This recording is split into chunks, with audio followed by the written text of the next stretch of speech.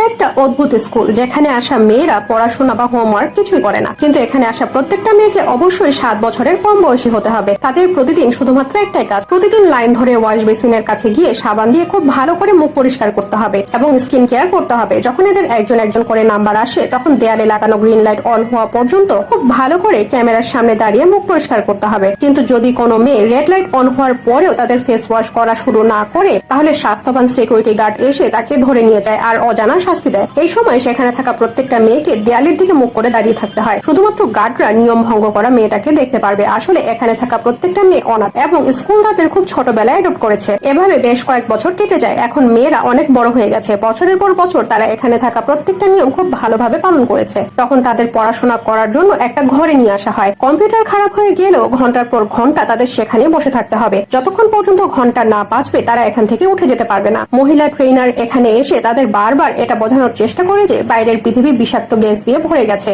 School তাদের সুস্থ থাকার জন্য ভিটামিন ওষুধ তৈরি করেছে। এই ওষুধ তাদের প্রতিদিন ক্যামেরার সামনে দাঁড়িয়ে খেতে হবে যাতে করে তাদের কোনো ক্ষতি না হয়। মেয়েরা যত বড় হতে থাকে তাদের ধীরে ধীরে উপরের ফ্লোরে শিফট করা হয়। এমন একদিন আসে যখন তাদের 16তম ফ্লোরে নিয়ে আসা হয়। এখানে এসে মহিলা ট্রেনার সবাইকে জানায় এখন তাদের ট্রেনিং একেবারে সম্পূর্ণ হয়ে গেছে। খুব দ্রুত ধনী কোনো বাবা মা তাদের অ্যাডপ্ট করার জন্য এখানে আসবে। সব মেয়েরা এটা শুনে অনেক খুশি হয়, বিশেষ করে এনি নামের এই মেয়েটা, কারণ সে তার বেচের বেস্ট ক্যান্ডিডেট। কিন্তু লুসি এটা দেখে মোটেও খুশি ছিল না। পরের দিন কাপড় ধোয়ার সময় লুসি এনির কাছে আসে। সে আশেপাশে সাবধানতার সাথে তাকিয়ে দেখতে থাকে যে কেউ তাকে দেখে ফেলেছে কিনা। এরপরে সে চুপি চুপি এনিকে আজ রাতে ভিটামিনের ওষুধ খেতে নিষেধ করে। এনি কোনো কিছুই বুঝতে পারে না। লুসি এনিকে আবারও কিছু বলতে যাচ্ছিল, তখন সেখানে একটা মেয়ে এসে এনিকে ডেকে নিয়ে যায়। তাই লুসি এনিকে কোনো কথা বলতে পারে না। সেদিন রাতে যখন তাদের ওষুধ খেতে দেওয়া হয় তখন এক মুহূর্তের জন্য এনি থমকে দাঁড়ায়, কিন্তু ফাইনালি সে ক্যামেরার সামনে দাঁড়িয়ে ওষুধটা খেয়ে নেয়। কিন্তু কিছুক্ষণ পরে এনি বাথরুমে গিয়ে তার মুখের ভেতরে লুকিয়ে থাকা ওষুধটাকে টয়লেটে ফেলে দেয়। ওষুধটা ফেলে দেওয়ার সাথে সাথে এনির অনেক খারাপ লাগে, কারণ সে জীবনে এই প্রথম স্কুলের নিয়ম ভঙ্গ করেছে।